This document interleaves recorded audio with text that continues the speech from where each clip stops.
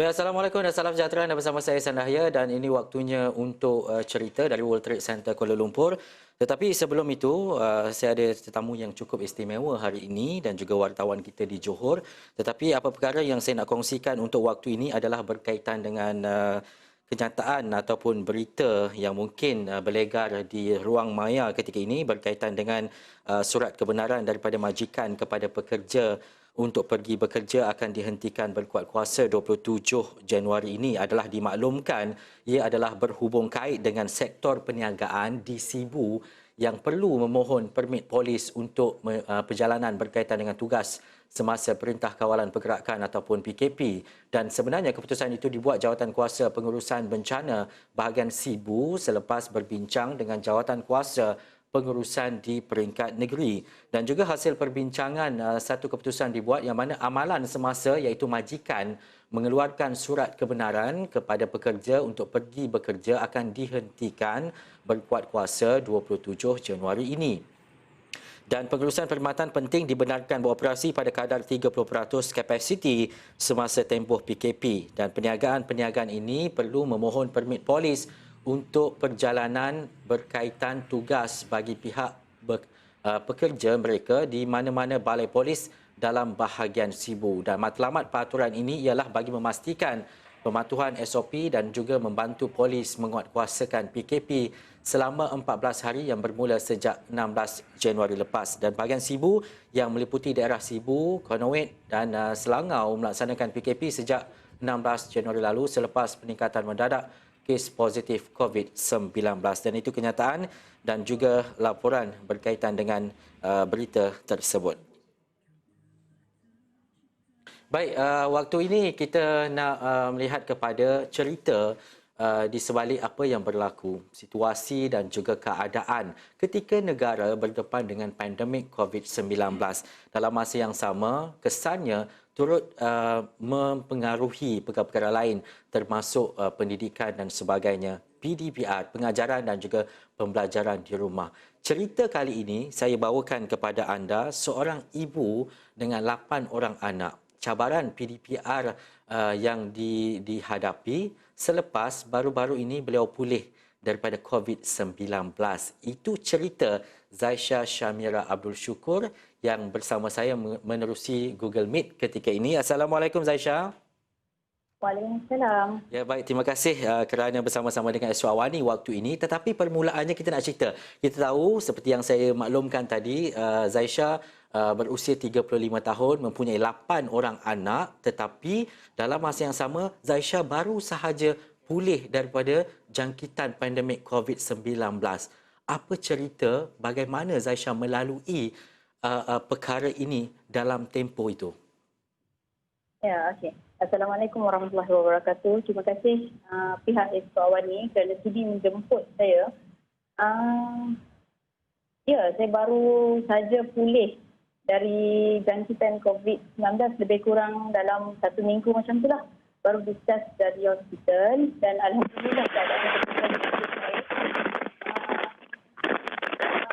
Saya sekeluarga total 10 orang dijangkiti COVID-19.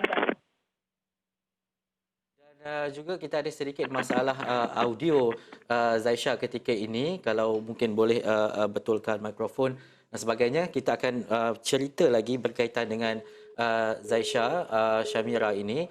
Zaisha dapat dengarkan saya ketika ini? Okey, kita akan dapatkan seketika nanti bersama dengan Zaisha Shamira. Zaisha Shamira ini saya membaca melalui catatan dan juga penulisannya menerusi Facebook, dan juga dia bercerita bagaimana dia mengharungi kesakitan dan juga jangkitan COVID-19 ini, dan dalam masa yang sama anak kecilnya juga yang bernama Durah turut dijangkiti wabak berkenaan. Dan cerita dan situasi ini membawa kepada selepas itu sekolah pula dibuka dan juga PDPR terpaksa dijalankan dengan anak-anaknya yang masih lagi semuanya bersekolah. Dan juga kita nak melihat kepada bagaimana seorang ibu dengan anak 8 ini melalui perjalanan kisah dan juga cerita berkaitan dengan COVID-19, pandemik dan sebagainya. Kita masih cuba menghubungi lagi ketika ini dan juga sebentar lagi sebenarnya saya akan bawakan anda ke Johor untuk mendapatkan laporan dan juga berita daripada wartawan di sana. Zaisha, kalau boleh kita sambung. Tadi Zaisha cerita lepas seminggu Aha. dilaporkan dan juga telah pun pulih daripada COVID-19. Selepas itu bagaimana? Sebelum itu bagaimana? Uh, Kerumitan dan juga apa yang Zaisha lalui ketika jangkitan itu terkena kepada keluarga Zaisha sendiri? Okey, saya sebenarnya terkena jangkitan ni disahkan positif selepas swab test yang kedua. Maknanya saya masa swab test yang pertama tu memang negatif lah. So saya dah, dekat situ saya dah rasa lega. Sebab saya rasa macam okey lah kan. Sebab just ahli keluarga yang lain je yang terkena, maknanya saya dan anak-anak. Sebab saya ada anak kecil, baby. So saya berharap sangatlah waktu tu yang saya sekeluarga memang tak terkena jangkitan. Jadi bila swab test yang kedua tu dan saya selepas 2 hari keputusan keluar dan saya disahkan positif, masa tu saya rasa satu beban yang cukup besar menimpa.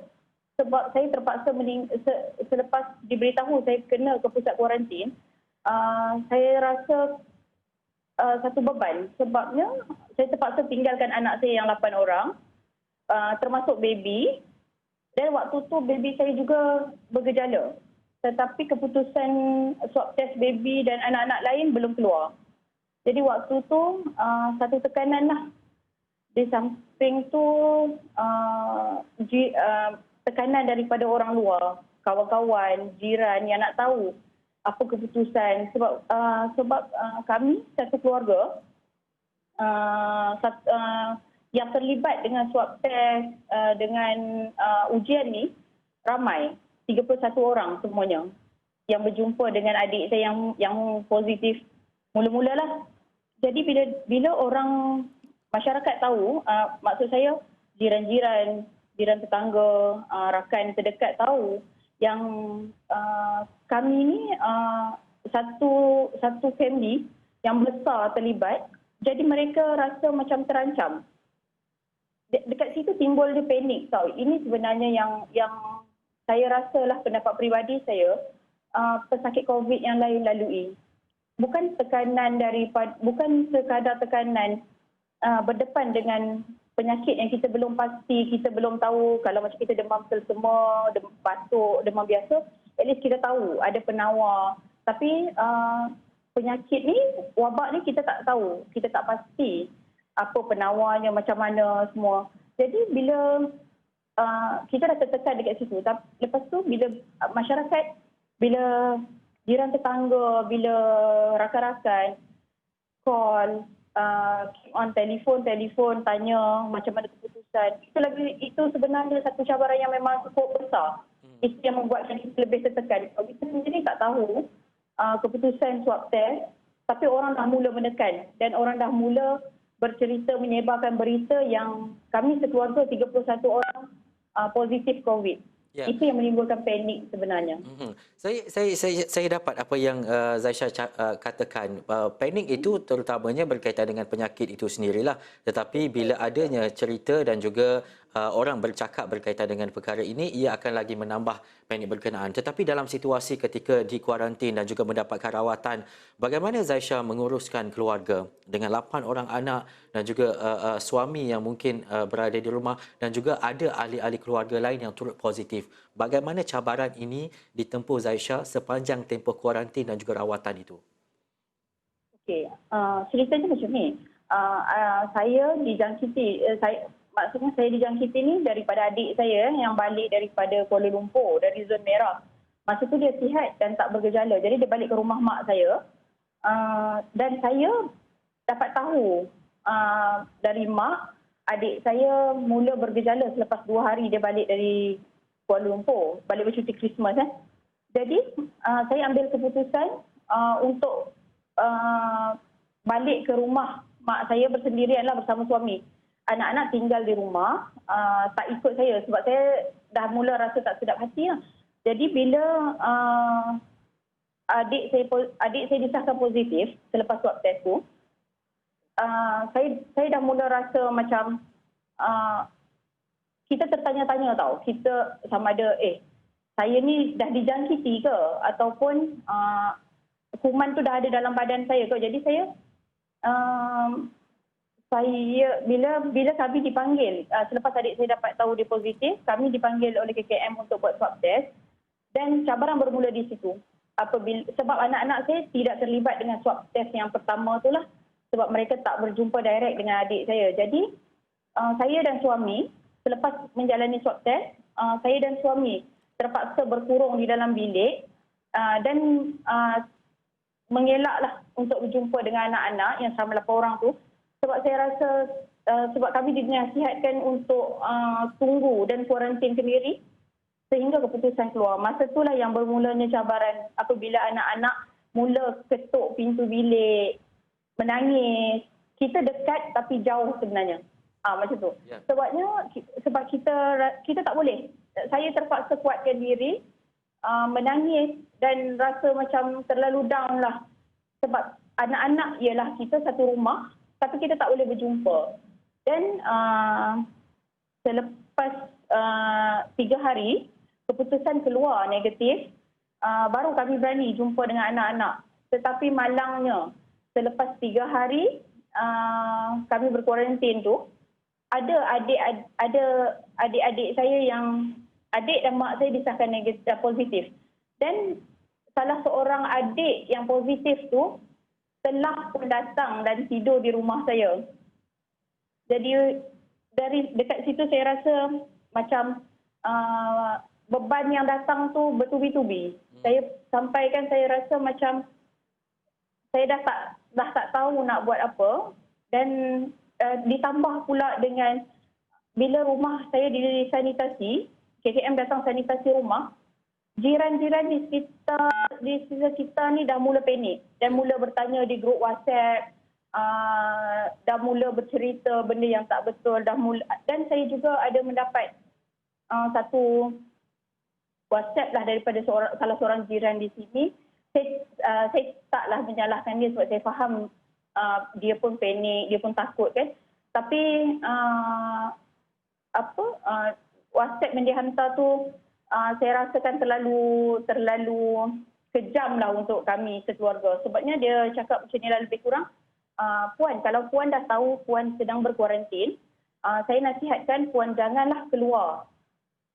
Sebab untuk mengelakkan pandangan buruk masyarakat dan salah tanggapan masyarakat macam tu.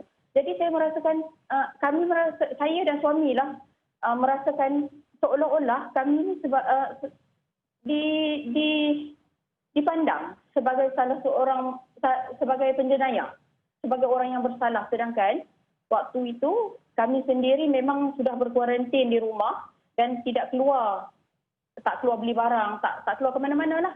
Sebab kita faham, kita dah dipakaikan gelang kuarantin dan menjadi satu kesalahan lah. Bila orang menegur kita dengan cara macam tu, waktu itu kita tengah bersedih, kita tengah takut, risau dan sebagainya. Dan kita dapat pula kecaman yang macam tu. Jadi saya merasakan yang seolah-olah masyarakat ni masih belum faham sebenarnya. Pesakit ataupun keluarga ataupun kontak rapat yang diarahkan menjalani kuarantin ni sebenarnya bukanlah orang yang patut kita jatuhi hukuman atau patut kita salahkan. Zaisha, sebelum saya nak beralih sedikit sebab kita tak punya banyak masa.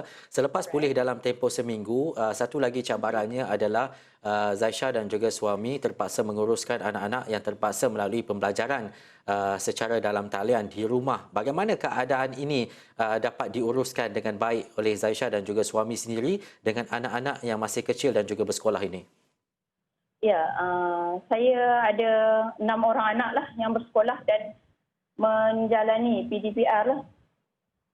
Cabarannya salah satunya anak-anak yang kecil ni kita susah nak kontrol.